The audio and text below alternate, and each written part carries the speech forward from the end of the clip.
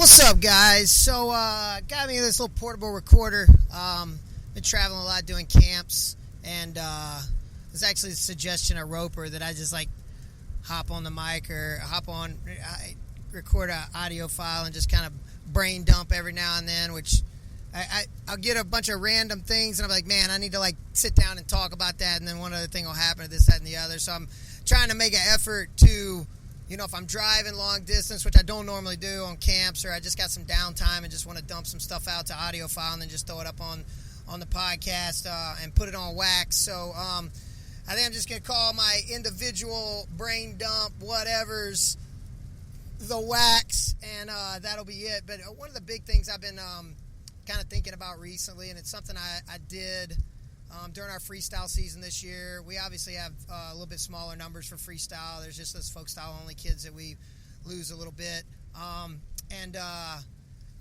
made Thursday practices that I ran more experimental and conceptual and creative practices this year. And I guess the panic for coaches a lot of times is, you get 5-6 days tops in the room with your guys, whether it's 2 hours plus or whatever. But, you can only be in the practice room so much, especially with, high school, middle school kids when they're in school. So we get a limited amount of time with them, so we feel like that the structure of them being in the room has to be just buttoned up, super tight.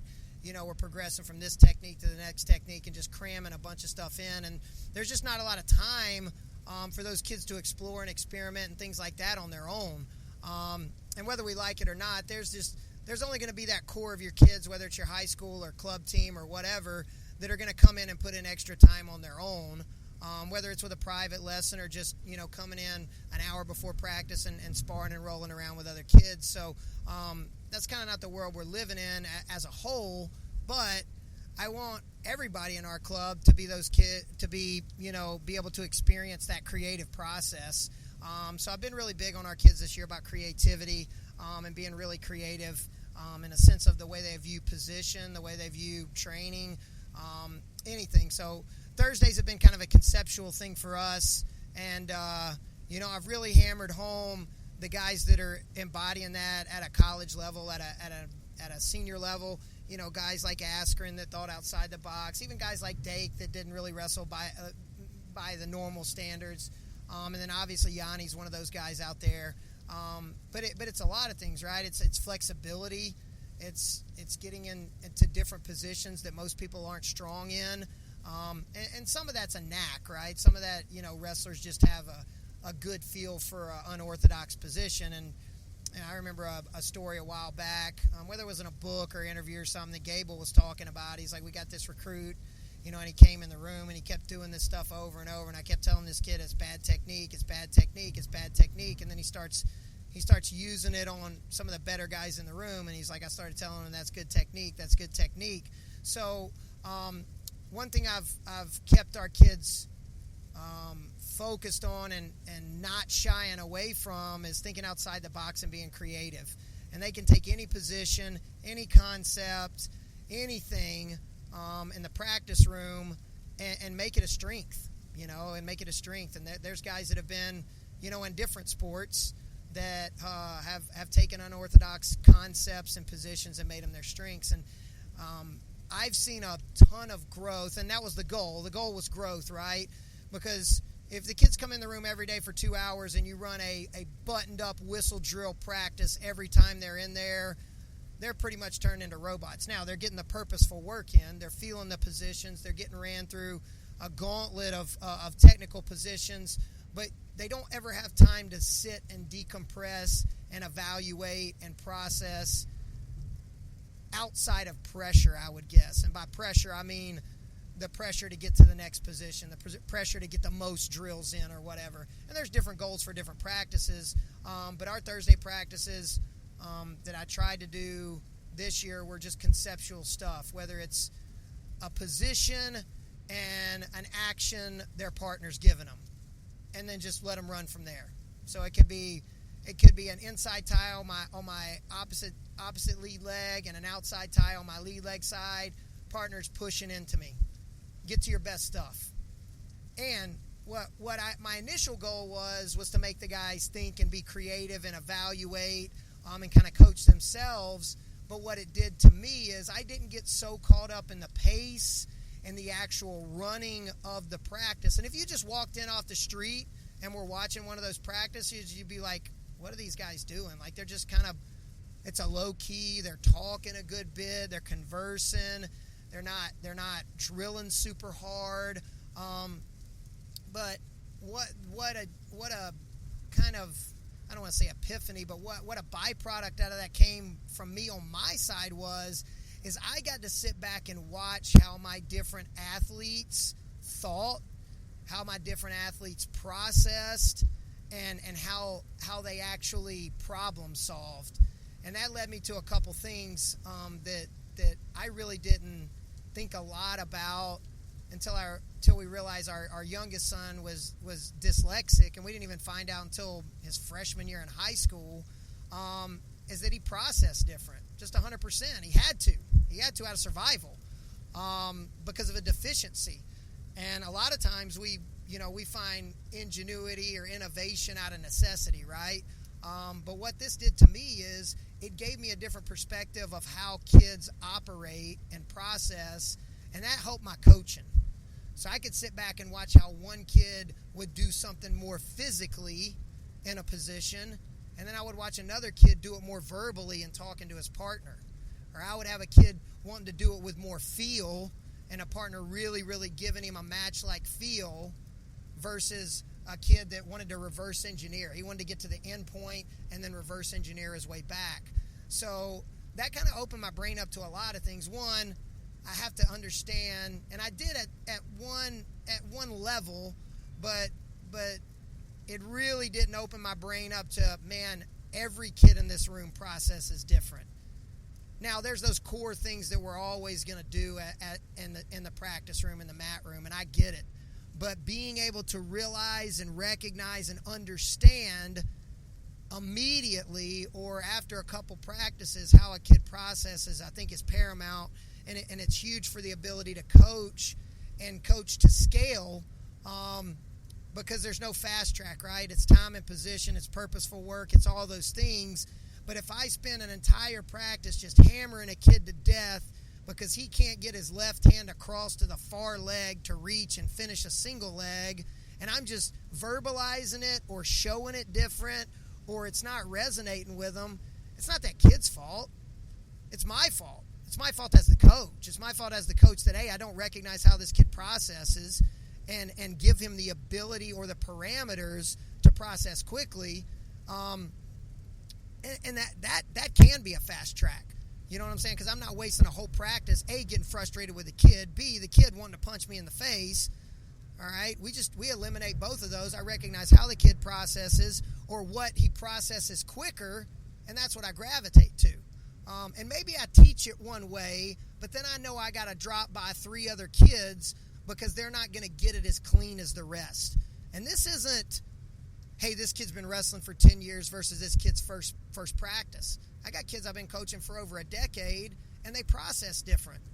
So just because they've seen it before, or maybe they've never seen it before, I gotta go back and make sure that I touch on that and that I explain it, or we go through a different process or a different solution so they can problem solve and get the right experience with that. So it's been a couple things for me.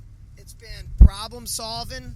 Okay, I've really, really, really focused on our kids about problem solving, critical thinking. That's what wrestling is. I want to call it a chess match. Well, that's what chess is. It's problem solving. It's critical thinking, right? And then you get them in that creative mindset. So they're problem solving. They're critical thinking. Okay, the challenge is, right, the problem solving that I'm working on is, getting my head up or releasing pressure to a certain position or taking that guy to a position against his will or with his momentum, and things like that. So really, really trying to engage that mindset in my guys, I think has helped them grow. And I focus only on growth, man. I focus only on growth, and that can be a lot of things. That could be growing in a work ethic standpoint for one practice, and maybe they don't technically get better, and that's crazy to think that that I'm okay with a kid coming into practice and he might not have gotten technically better, but he got over some physical barriers, or he just got tougher for one day. And then the next day he got better technically or something like that. And you want him to get better on every parameter you can possibly get better on. In the world we're living in, a lot of times that's just not going to happen. Those kids have those practices, and you want them, the majority of their practices, to be that way. But man, if they just focus on growth, and a lot of people say 1% better, or better than I was the day before, this, that, and the other, and there's a lot of stuff out there that you can use an analogy for, but if you just get them to focus on growth, and hey, did you walk out of this room and grew? Did you grow as a coach to yourself? Did you grow as a coach to your practice partner? Did you grow as a mentor or something like that in the room? And it doesn't always have to be a technical wrestling aspect or something personally to them. Maybe it's not to them. Maybe it's something that they grew in a sense to help somebody else get better technically. And in turn, that makes you a better wrestler long term, because every coach that's coached for any amount of time is sitting there going, holy smokes, if I understood or I processed or I thought about positions and technique and training the way I do now that I coach, I would be 10 times the wrestler I was. Well, we can do that. We can do that with our athletes, and that's giving them time to do that, right? To problem solve, to critical think, to be creative, to grow, and encourage that on all fronts and a bunch of different aspects. So, I haven't seen that big aha moment yet where that practice just came in and it was like, holy smokes, like everybody's clicking and everybody's being creative, but I've seen little pops here and there. And I've seen the light bulbs go off in just about every single one of the kids that have been a part of that practice. So that's a thumbs up for me. That's a gold star on them for trusting, buying into the concept, right, that we are being creative and we are trying to problem solve and critical think and taking ownership of it, and in that way they're not a man on an island when they're not in a practice room with a coach. And that's the scary thing, is there's a lot of kids that are high level. There's a lot of high level, technical, tough, trained kids that if they're not in a practice room and a coach is not running a practice, they are lost. And you see that a lot of times with kids that get to college. You know what I'm saying? When it's just time management and ownership of their social life and getting into these different things, and that pours over into your normal life, right? All those things. So I'll keep you guys posted on it. It's definitely been something that, like I said, it's been an experimental thing for me, and it was a scary thing for me because, again, these are paying clients, and they're paying me to get their kids better at wrestling.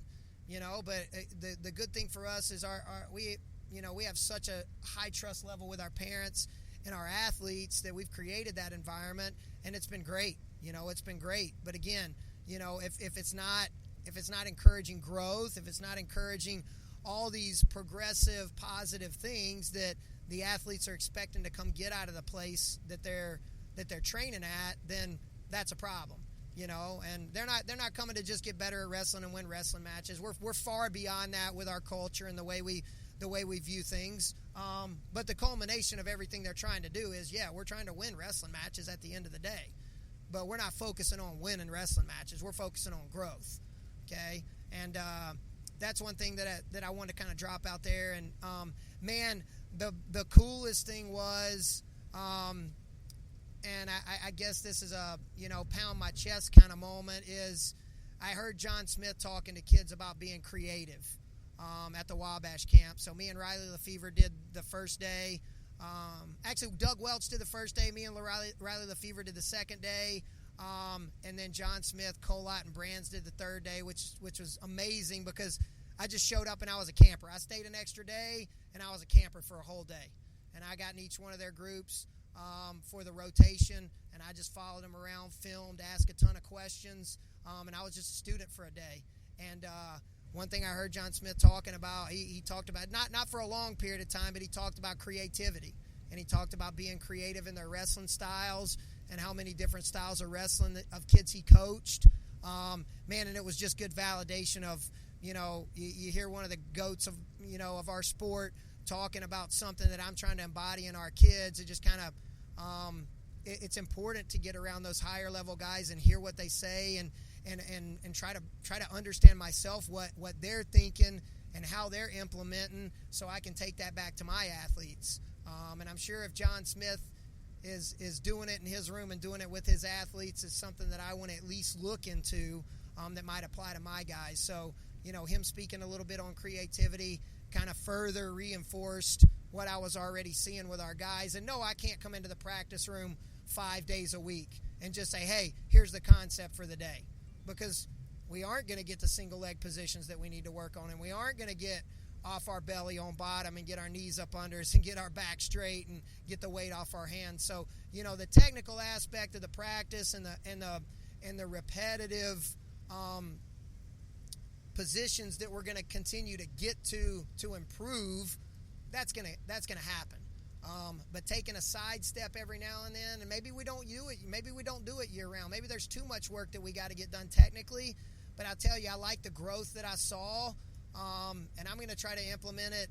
Maybe not once a week when we get back into preseason type stuff, but I'm definitely going to continue to use that, because I think it's an important aspect. And ding, ding, ding, ding, ding, it was fun. It was fun. The kids had fun. They were in the practice room and they were having fun. It wasn't a grind. We weren't beating the heck out of each other. Nobody was pouring sweat and dying and all that stuff. It was fun. But it was almost a trick. I almost tricked them into kind of coaching themselves and problem solving and thinking about what works best for them. And like I always tell them, man, when it's their idea, man, they put so much more heart and soul into it than when it's my idea or mom and dad's idea or the boss's or the teacher's idea. So again, I just want to share that with you guys. Feel free to play around with the concept. Feel free to add to it. And again, it wasn't hugely abstract stuff. It wasn't, hey, we're going to start in a handstand and the partner's going to be grabbing one of my ankles and I want you to figure out how to get to a low single. It wasn't anything that abstract. It was common wrestling positions. And in turn, the wrestlers ask a lot of questions that a lot of time when I'm watching technique or studying or implementing that I don't ask myself, because I'm not one-tracked mind, but I look at the wrestling world a way different than a 10-year-old kid that's only been wrestling for 2 years.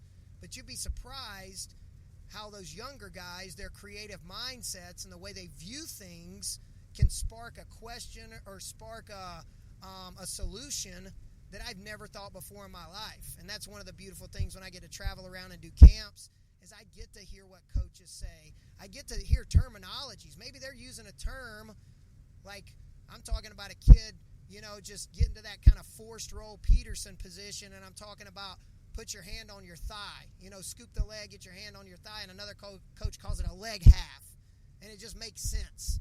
Just something like that maybe I've never heard before, things like that, and just getting to watch kids. So, even though I'm in the room with my, 40 guys or whatever, and then I get into a camp with another 30, 40 kids and then just watch them operate and do that, man, it's just such good feedback. Man, and it just breaks my heart when I see a coach show technique and then just go stand and they drill and then bring it back in. And dude, I'm telling you, if you're not engaged in what you're doing, whether you're running a camp or a practice or whatever, you're not walking around and observing kids and helping them problem solve and troubleshoot and critical think, even on the whistle drill practices, man, you're just posted up on the wall with your shoes untied, man, you got some work to do. You got some things you got to figure out in the practice room. And I'm not telling you, hey, I got it all figured out, not by any stretch. But man, if you're posted up on the wall, shoes untied, blowing a whistle, and that's your practice every day, and you're not deep diving, you gotta rethink some things. But again, like I said, man, it's been cool. I'm about 2 weeks into the camp season, and I'm giving some kids some more time to be creative. Sometimes I don't have enough, and I got a certain amount of technique that I want to get through. But every aspect of camp for me this summer is going to have some type of creative aspect for them, whether in problem solving and critical thinking, whether it's 15 minutes or whether it's 45 minutes, depending on the level of kids I have and the technique that I can get done. But again, man, like I said, feel free to implement that. And if you don't mind, give me some feedback on it. Shoot me a DM. Welcome to Indiana. Whoa, I just crossed over into Indiana. Woo! Fort Wayne! Flying home. So feel free to play around with it. Give me some feedback. Tell me what you're doing in your rooms. Again, like a lot of this stuff I'm putting out there, whether it's technique or podcasts or whatever, is because I want feedback from me so I can grow as well. So if you guys implement any part of this in there, in your practice room or in your drills or anything like that, and you got some good feedback, by all means, shoot me a DM, shoot me a text, email me, comment on the podcast, whatever, and let me know what's going on. But it's been fun so far. Focus on growth. That's it, man. Just focus on growth. Convince those kids that all they're doing is coming in and growing every day, and there'll be time to refine. There'll be time to get down to brass tacks and dot the I's and cross the T's and all that stuff. But, man, I'm telling you, core concept. Get in this mat room and grow. That's it. See you.